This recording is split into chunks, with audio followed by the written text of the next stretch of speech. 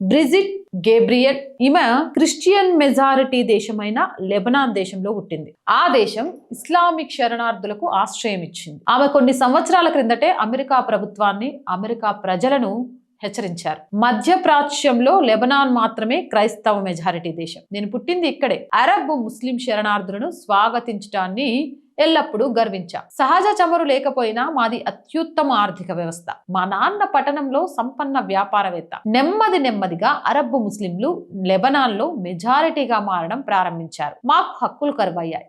అంతే, అతి తక్కువ కాలంలోనే అరబ్బులు ఆపి చంపుతారేమో అనే భయం లేకుండా మా చిన్న క్రైస్తవ పట్టణాన్ని విడిచిపెట్టి పారిపోయే పరిస్థితి వచ్చింది. లెబనాన్లో ప్రభుత్వం జారీ చేసిన ఐడి కార్డులో మన మతం ఉంటుంది. యుద్ధం తీవ్రతరం కావడంతో రాడికల్ ఇస్లాం వాదులు దక్షిణం వైపు రావడంతో మా ఇంటికి ఒక రాకెట్ దెబ్బ తగిలి నా జీవితం శాశ్వతంగా మారిపోయింది. తరువాత దాదాపు దశాబ్ద కాలం బాంబు షెల్టర్లో గలిపాం. ఆ రోజు ఇజ్రాయెల్ వచ్చి మా ఊరు చుట్టుముట్టి ఉండకపోతే నేను ఈ రోజు ఇక్కడ ఉండేదానినా ఏమో, నాకు తెలియదు. లెబనాన్ ఇప్పుడు 100% హిజ్బుల్లాచే నియంత్రించబడి మరియు నిర్వహించబడే దేశం. నేను నా చిన్నప్పుడు లెబనాన్లో ఎదుర్కొన్న అదే బెదిరింపులు ఎంతగానో ప్రేమించిన నా దత్తత దేశం అయిన అమెరికా కూడా ఇప్పుడు చూస్తుంది. ఇది మీకు నా హెచ్చరిక. ఇది ఆమె చెప్పింది. న్యూయార్క్ మేయర్గా మామ్దాని ఎన్నిక అయిన తర్వాత ఆమె విడుదల చేసిన తాజా వీడియో సందేశం ఇది.